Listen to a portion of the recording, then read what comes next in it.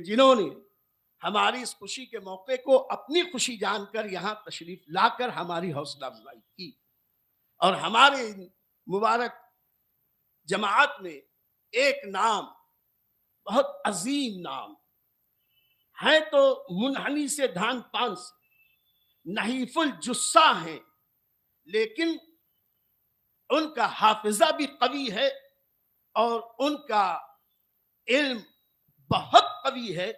اس وقت فقہ شافعی میں الحمدللہ تبارک و تعالی پورے کوکن میں جو مرجع علماء ہیں، حضرت علامہ مولانا مفتی محمد رفیق سعدی صاحب قبلہ، وہ خود بھی جلوہ فرما ہیں، بڑا کرم فرماتے ہیں، اور میں انہی سے گزارش کروں گا کہ چند منٹ اپنے خیالات کا اظہار فرمائے اور سب کے دلوں کو باغ و بہار بنائے۔ وآخر دعوانا ان الحمدللہ رب العالمین۔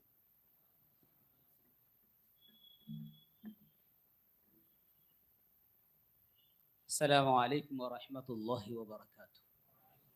بسم اللہ والحمد للہ والصلاة والسلام علی اشرف الانبیاء والمرسلین وعلی آلہ وصحبہ اجمعین، اما بعد۔ معزز سامعین کرام، ہم تو مقرر نہیں ہیں، آپ جن کی تقریر سننے کے لیے آئے ہوئے ہیں ان کا تشریف آوری ہو چکی ہے، انشاءاللہ آپ سنیں گے۔ یہاں کے کیا ہے سربراہ، یہ جو ہمارے مدرسہ ہے، مدرسہ عزیز المدارس، ان کے دعوت پر ہم آئے، بس یہ نظارہ دیکھنے کے لیے، تقریر کرنے کے لیے نہیں ہے۔ یہ علم کا یہ ایک سلسلہ ہے، جاری ہے۔ ہر گلی گلی میں ایک مدرسہ ہونا چاہیے، مدرسہ ہر جگہ ہونا چاہیے، لاکھوں سے زیادہ ہونا چاہیے۔ صرف چھوٹے ہی نہیں پڑھنا چاہیے، بڑے بھی پڑھنا چاہیے۔ امام ابو بکر الکفال الشاشی بہت مشہور بزرگ ہیں، اصول کے کتاب میں کفال کا نام ملتا ہے، تفسیر کی کتاب میں بھی مل جاتا ہے۔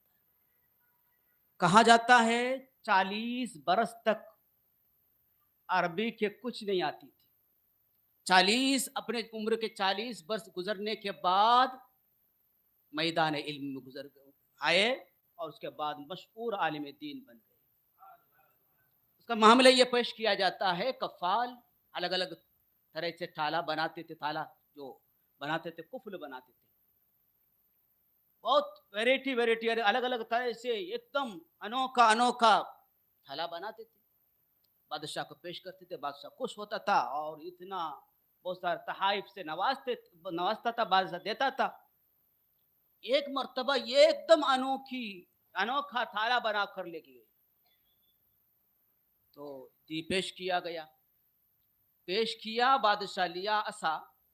اس وقت دربار یعنی دروازے سے آواز آئی، فلان فلان آئے۔ بادشاہ یہاں سے تخت سے اٹھ کر وہاں تک گئے، اور وہاں سے دروازے سے، وہاں جو مین گیٹ سے، وہاں سے بادشاہ وہ بزرگ کو لے کے آئے، اپنے تخت پر بٹھا ہے، اور بادشاہ خود نیچے بیٹھے۔ اور یہ کفال جو ہے نا، یہ سوچتے بیٹے یہ کیا ماجرا ہے، میں تو اتنا خوش کیا پیسہ دے کے جاتے تھے، اور ہم کو تو دور بیٹھنا پڑتا تھا، اور یہ آئے تو بٹھا دیے، وہ کیا معاملہ ہے؟ تو کچھ دن کے بعد یہ بھی ہو گئے، کیا ایک طرح سے اسد، ان کے وجہ سے تو میرا تو تحفہ نہیں ملا، اور یہ بادشاہ لگ گئے اس کے پیچھے۔ تو تھوڑے دیر کے بعد پوچھے یہ کون ہے؟ یہ اس گاؤں کے بڑے بزرگ ہیں، عالم دین ہے۔ تو عالم دین علم کی اتنی فضیلت، اس کے بعد کفال ابو بکر الکفال الشاشی چلے گئے علم سیکھنے کے لیے چلے گئے، اور دنیا کے سب سے بڑے عالموں سے ایک عالم بن گئے، وہ ہے ابو بکر الکفال الشاشی۔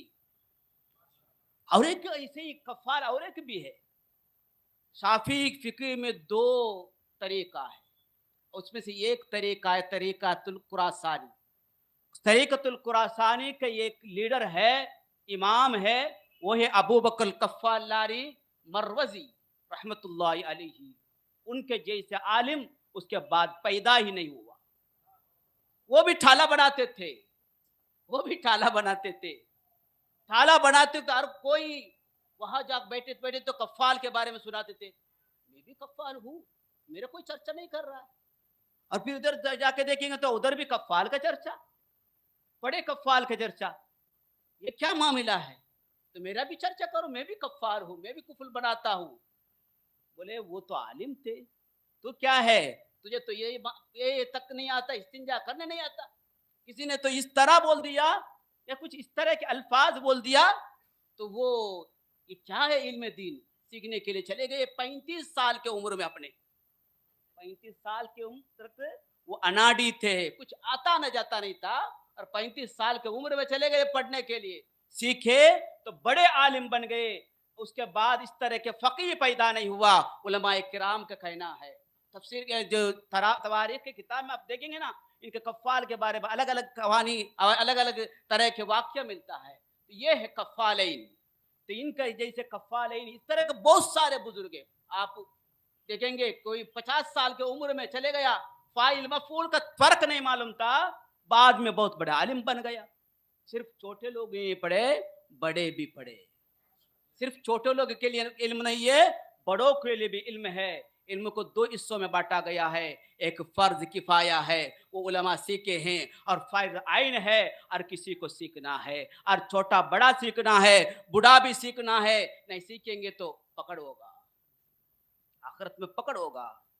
जिस तरह नमाज पढ़ना है, रोजा किस तरह रखा जाए, हज किस तरह करना है, तो हज करने का इरादा है तो हज के बारे में सीखना जरूर, और उम्रा करने का इरादा है तो उम्रा के बारे में सीखना जरूरी है, और नमाज तो रोजाना पढ़ेंगे तो नमाज के बारे में सीखना जरूरी है। नमाज बातिल हो जाएंगी तो फिर तो ऐसा है, क्या है, पढ़े है तो लेकिन कल अदम है, पढ़ने ना पढ़ने के बराबर है। इसलिए इल्म सीखे, और इल्म सीखना जरूरी है। उलमाए शाफिया में से कुछ उलमा ने कहा है, जो इल्म दीन सीखा नहीं फर्ज आइन, उसके लिए फालतू वक्त गवाना हराम है, गुनाह है।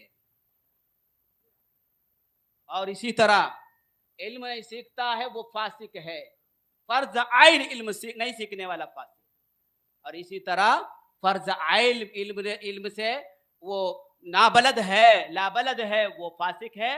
इस फिस्क से बचने के लिए एक ही रास्ता है, इल्म सीख लीजिए। पुराने ज़माने में बहुत मुश्किल था, अभी तो हर गली गली में उलमा है, तो आप जाके इल्म सीख सकते हैं। हर गड़ी भी इल्म सीख सकते हैं। हमारे उलमा भी ऐसा है, हर वक्त आपके लिए देने के लिए तैयार है, आप सीखने के लिए तैयार नहीं।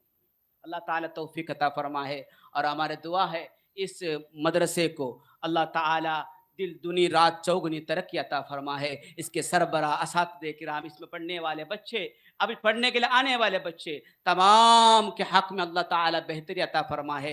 उन सबको जन्नती बना दे, हम सबको जन्नती बना दे। मरते दम तक अहल सुन्नत वल जमात पर कायम रहने की तौफीक अता फरमाए। मरते वक्त कलमे तय्यब ला इलाहा इल्लल्लाह मुहम्मदुर रसूलुल्लाह पढ़ते हुए मरने वाले खुश नसीब हमारा शुमार फरमाए। व आखिर दावाना अल्हम्दुलिल्लाहि रब्बिल आलमीन। अस्सलामु अलैकुम व रहमतुल्लाहि।